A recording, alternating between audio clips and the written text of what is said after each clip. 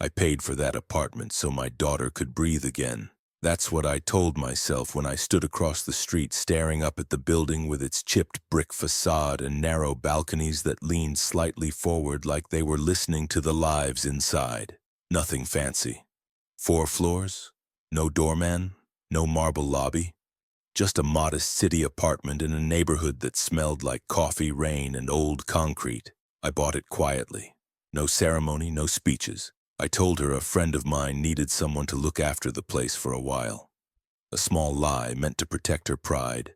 After her job collapsed and her marriage started fraying at the edges, she needed something solid, somewhere safe. I'm 67 years old. I've built things my entire life. I know what foundations look like when they're sound and when they're cracking beneath the surface. I hadn't told her I was coming. I wanted it to be a surprise. I wanted to knock on the door, hand her the groceries I brought, sit at her little kitchen table and hear her laugh again. I wanted to see proof that the apartment was doing what I hoped it would. Instead, I stood on the sidewalk with my hands clenched inside my coat pockets, watching my daughter cry through a second-floor window. Before I tell you what happened next, subscribe the channel and let me know in the comments where are you watching from. It helps more than you know. The curtains were half open. The light inside was harsh and white like a hospital room. I could see her moving back and forth low to the ground. At first, I thought she'd dropped something. Then I realized she was on her knees, scrubbing. The sight hit me harder than any punch I've ever taken. She wasn't dressed to go out. Old sweatshirt, thin socks, hair pulled back in a way that told me she hadn't looked in a mirror that day. Her shoulders shook as she worked at a spot on the floor that was already clean. Someone else was there. A woman stood over her, perfectly still, holding a glass of something dark. Wine, maybe. Expensive, judging by the way she tilted the glass like it was an accessory instead of a drink. The woman laughed, said something I couldn't hear, and my daughter lowered her head further. I didn't storm the building. I didn't shout her name. When you've lived long enough, you learn that anger without understanding is just noise, and noise gets you thrown out before you learn the truth. I crossed the street slowly and checked the building. Directory. The name on the mailbox stopped me cold. Not my daughter's. Someone else's. I pressed the intercom anyway. The buzzer crackled, then went dead. I tried again. Nothing. They'd changed it. I stepped back and looked up at the apartment again. The woman had moved out of view. My daughter stayed on the floor, still scrubbing. That's when I understood something was very wrong. 6 months earlier, I'd bought the apartment through a holding company. Clean, legal, quiet. I paid the taxes, I paid the association fees. The place was hers in every way that mattered, even if she didn't know it yet. And now someone else was acting like they owned it. I walked around the side of the building and slipped through the alley gate that never quite latched. Old habit. Cities have seams just like buildings do. If you know where to look, they open. The fire stairs creaked as I climbed to the second floor. I moved slowly. My knees complain these days, but they still do what I ask of them. I stopped outside her door. I could hear voices now. A man's voice, low and impatient. A woman's voice, sharp and amused. And my daughter's voice, small. "Please," she said, "I already cleaned it." I rested my hand against the doorframe to steady myself. They thought she was alone. They thought whoever helped her was gone or weak or irrelevant. They were wrong. I didn't knock. Not yet. Because the first thing you do when you realize someone has taken over your property is not announce yourself. You watch, you listen, and you let them show you exactly who they are. I stepped back into the stairwell shadows and waited, my heart steady, my mind already working. They had no idea that the apartment they were standing in existed because of me, and they had no idea that I had come to reclaim it. I stayed there longer than I should have, and what I heard next told me this wasn't just about control. It was about something far more dangerous. I waited until the lights in the apartment dimmed, not off, just softer, like the day had finally wrung everything it could out of her. The voices changed too. Less sharp, more careless. That's when people reveal things they don't mean to. I moved down one flight and sat on the cold concrete steps, close enough to hear without being seen. The stairwell smelled like dust and old paint. My back pressed against the wall. I've sat in worse places, waiting for worse news. The man spoke first. "You're too slow," he said. "My mother wouldn't let this slide." There was a pause. Then my daughter answered, barely above a whisper, "I didn't feel well today." A laugh followed. Not kind, not surprised. "You never do," the woman said. "That's the problem." I closed my eyes for a moment. I needed to keep my breathing even. Rage makes you stupid if you let it. The man, her husband, sighed dramatically. "Just do what she says. If you make her angry, it comes back on me, back on him." That told me everything about the kind of spine he had. I stood and climbed back up, slow and quiet. I needed to see faces. I needed details. The devil hides in those. When the apartment door finally opened, it wasn't my daughter who stepped out. It was the woman. Mid-50s maybe. Hair perfectly arranged. Shoes that cost more than my first car.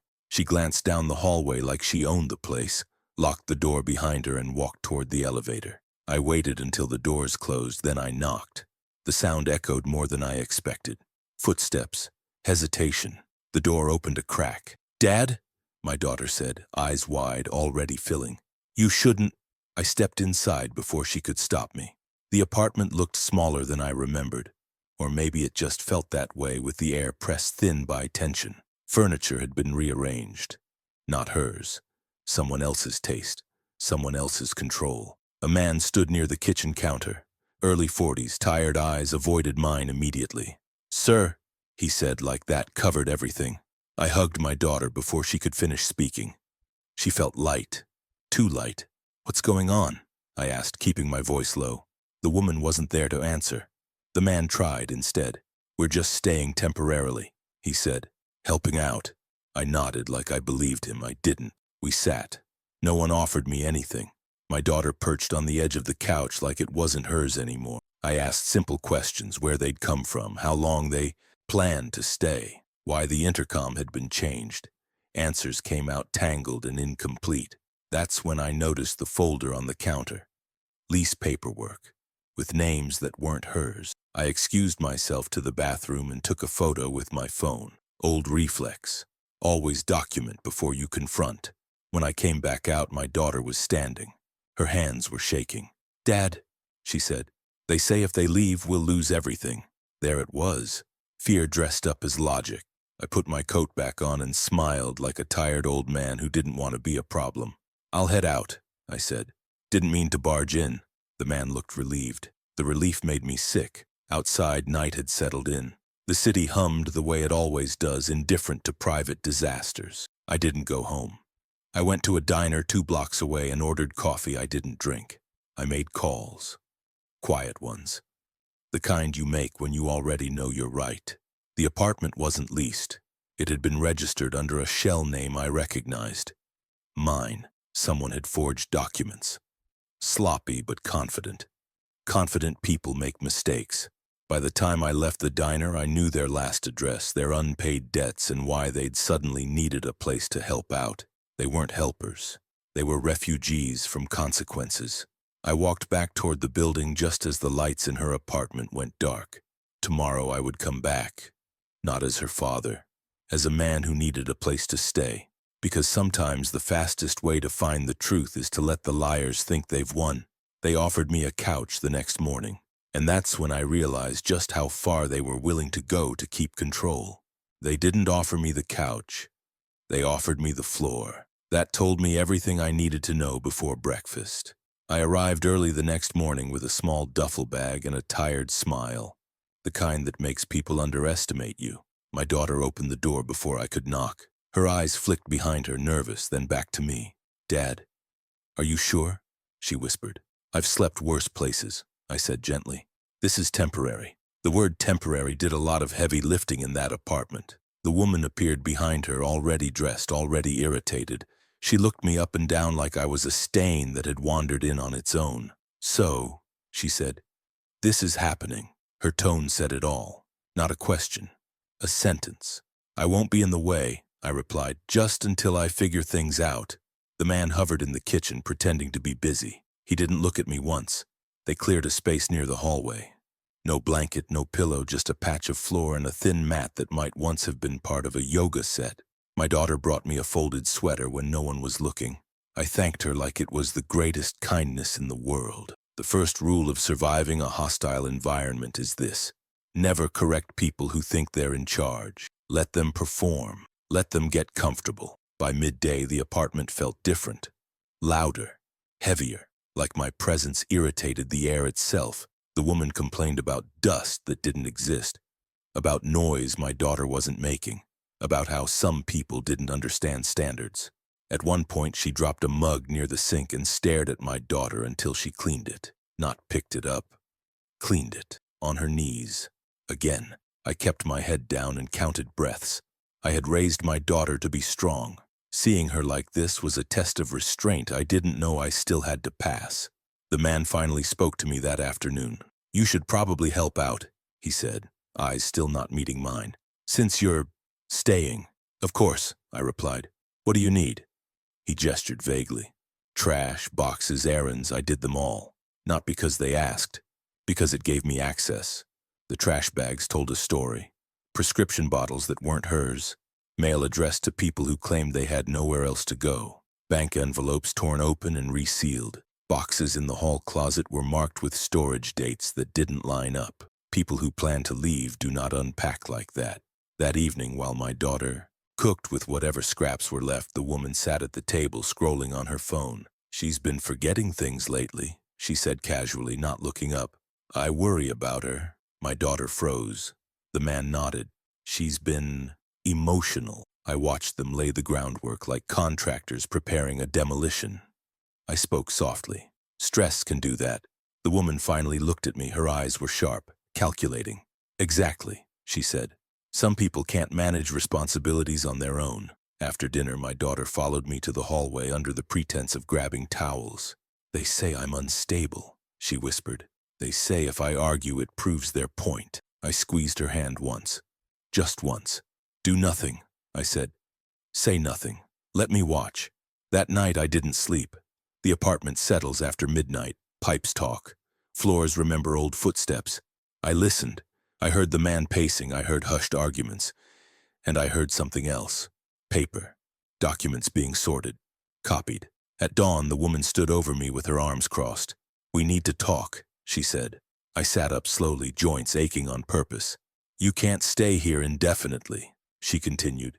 "It isn't healthy for her." "For her." I nodded. "I understand." She handed me a printed sheet. Rules. When I could shower, when I could eat, where I could sit, what rooms I was allowed in, and at the bottom a sentence that made my blood go cold. "For everyone's protection, all financial and housing decisions will be managed centrally." Managed. Not owned. Managed. I folded the paper carefully and slipped it into my pocket. "Fair enough," I said. Her smile was thin and satisfied. That was the moment she stopped seeing me as a threat. That was her mistake, because by the time she turned away, I had already decided something. I wasn't here to survive. I was here to finish this. The next document they brought out wasn't a list of rules, it was a signature page, and they wanted my daughter's name on it before the week was over. They didn't rush her. That was the clever part. People imagine control as something loud and sudden. It isn't. It's slow, polite, wrapped in concern and paperwork. The document appeared on the kitchen table 2 mornings later, right next to the coffee maker. No announcement, no pressure, just presence. My daughter noticed it first. "What's that?" she asked, already uneasy. The man shrugged. "Just something to make things easier." The woman smiled like a dentist before drilling. "It's for your own good." I stood by the sink, rinsing a mug that didn't need rinsing, listening. It wasn't called what it was. No mention of authority. No mention of surrender. Just careful language about assistance and shared responsibility. About reducing stress. I'd seen contracts like this before. In construction, in real estate. They all said the same thing beneath the words. Once you sign, you don't decide anymore. They waited until evening to push. Dinner was quiet. Too quiet. The kind of quiet that presses on your ears. "You've been forgetting bills," the woman said casually. "Remember the electric notice?" My daughter's eyes widened. "I paid that." The man sighed. "We talked about this. You get defensive." I set my fork down slowly. "She's right," I said. "I saw the confirmation on her phone." The woman turned on me instantly. "You shouldn't involve yourself," she snapped. "You're confused enough as it is." Confused. A seed planted. They slid the paper across the table. "Just sign." the man said, voice tired, rehearsed. Then we can all relax. My daughter looked at me. Panic hid behind her eyes. I shook my head once. Barely. She understood. I need time, she said. The woman laughed. Time is exactly what you don't have. That night, my daughter came to me while the others slept. They record me, she whispered. When I cry, when I shake. They say it proves I can't be trusted. I felt something inside my chest settle into a hard, quiet shape. They moved my savings, she continued. They say it's safer that way. I already knew. I had pulled the statements from the trash. They were bleeding her dry. The next day, I made myself useful. Errands, deliveries, small favors. I watched where they kept their documents. I memorized passwords scribbled on sticky notes. I learned which floorboard creaked and which door hinge squealed, and then the opportunity arrived. They planned a dinner. Guests. Important ones. Investors, the woman said proudly. People who matter. They wanted witnesses. Power likes an audience. The man handed my daughter a dress that wasn't hers. Plain. Submissive. She'll help serve, the woman said. It shows gratitude. They handed me a vest and tray. I nodded. I smiled. I wore the costume. The apartment filled with voices that evening. Suits. Perfume. Laughter that didn't belong there. I moved through the room unnoticed, offering drinks, listening. They spoke freely, about selling, about fast approvals, about signatures they were close to securing. One man said, "Once she signs, it's clean." Another replied, "Doesn't matter if she understands." I locked those words away. In the back room, I found what I needed. A laptop left open, an email chain, attachments labeled medical, false evaluations, paid opinions, conversations that crossed lines even greedy people know not to cross. I copied everything, every file, every message. When I stepped back into the living room, the woman raised her glass. "To new beginnings," she said. I met my daughter's eyes across the room. She looked tired, but she was still standing. Later that night, after the guests left, they brought the document back out. "Tonight," the woman said, "we're done waiting." My daughter reached for the pen. I moved forward, slow and clumsy on purpose. The tray tipped. Water spilled. Voices rose. In the chaos, paper shifted. And when the pen finally touched the page, it wasn't the document they thought it was. They smiled. They believed they'd won. I slept that night knowing they hadn't. By morning, they realized something was wrong, and desperation makes people reckless. They discovered it just after sunrise. I was awake, of course. I had been awake most of the night, listening to the building breathe, waiting for the sound of realization. It came as a sharp intake of air, followed by hurried footsteps and a door slamming harder than it needed to. The woman's voice cut through the apartment. Tight. High. "Where is it?" the man answered in a panic. "It was right here. She signed it. I saw her sign it." I sat up slowly on my mat, rubbing my eyes like an old man who didn't know what day it was. The woman stormed into the hallway and stopped short when she saw me. "What did you do?" she demanded. I blinked at her. "Good morning." She lunged past me and threw open the cabinet where they kept their files.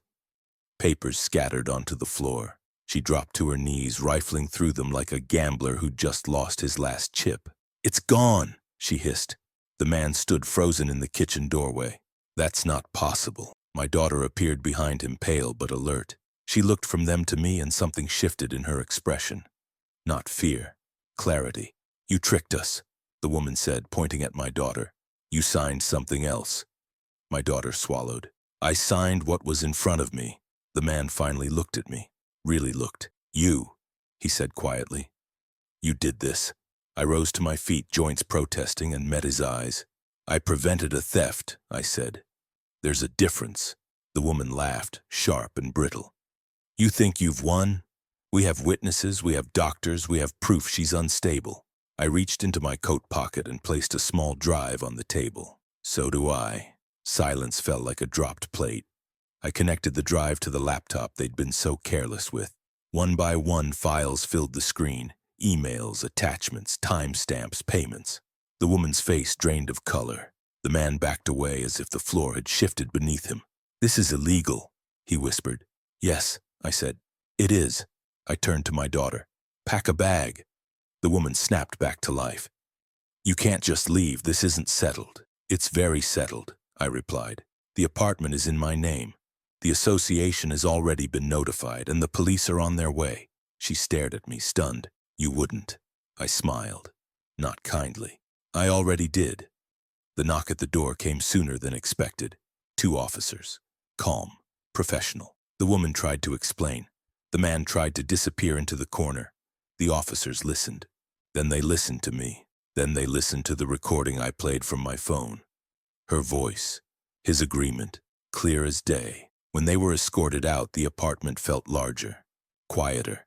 Like it could finally exhale. My daughter sat at the table, hands shaking. It's over, I told her. She nodded slowly, like she was afraid to believe it. I stayed that night. Not on the floor. On the couch. We didn't talk much. We didn't need to. In the morning, sunlight filled the kitchen. She made coffee. Real coffee. I forgot what quiet sounded like, she said. I watched her move around the apartment that was hers again. They're gone, I said, for good. She looked at me, eyes wet but steady. You didn't raise me to be small, she said. No, I replied, I raised you to stand back up. But the final step wasn't removing them. It was making sure they could never come back. The paperwork took longer than the apology. That's how it usually goes. By the end of the week, the apartment was quiet in a way that felt earned, not empty, rested. The kind of quiet that comes after a storm has passed and left the air cleaner than before. I sat with my daughter at the small kitchen table while sunlight traced slow lines across the counter. We went through everything together. Bank statements, account access, mail, passwords. One problem at a time. No rushing, no pressure. Control dissolves when it's dragged into the light. The association updated the records. The intercom was reset. Her name went back on the mailbox where it belonged. I watched her stand in the hallway one afternoon, staring at it like she needed proof it was real. They made me feel like I imagined everything, she said quietly. That's how it works, I told her. They don't take things all at once. They make you doubt yourself until you hand them over willingly. She nodded. She understood now. That understanding mattered more than revenge. The couple tried calling once. I didn't answer. They sent a message through a lawyer 2 days later. Something about misunderstandings, about stress, about reconciliation. I forwarded it to the officer who'd given me his card. That was the last we heard from them. A week later, I helped my daughter move her furniture back where she wanted it. We carried the couch together, laughing when we nearly dropped it. She put her plants back by the window. She hung one framed photo in the living room. It was of her mother. I forgot I had this, she said. She hadn't forgotten. She'd been made to hide it. The apartment felt different after that. Warmer, like it remembered who it belonged to. On my last morning there, I packed my duffel bag and set it by the door. My daughter leaned against the counter, watching me like she wasn't ready to say it out loud yet. You don't have to go, she said finally. I know, I replied, but you do need to stay. She smiled. A real one, not the careful version she'd been wearing for months. You're not done being my dad, she said. I kissed her forehead. Never. We stood there a moment longer, listening to the city wake up outside. Buses, footsteps, life continuing, indifferent and persistent. At the door, she stopped me. I didn't break, she said. No, I agreed. You endured. There's a difference. I walked down the stairs slowly, letting my knees complain, letting the sound of my steps echo. When I reached the street, I looked up once more at the second-floor window. The curtains were open. Light poured in. That apartment had done what I hoped it would, not because it was a gift, but because it became a boundary. A line no one would cross again. Some people think strength is loud. It isn't. Sometimes it's just a father who waits, watches, and refuses to leave until his child is safe. And if you've been listening this far, subscribe to the channel and let me know in the comments what time it is where you're watching from. It helps more than you know.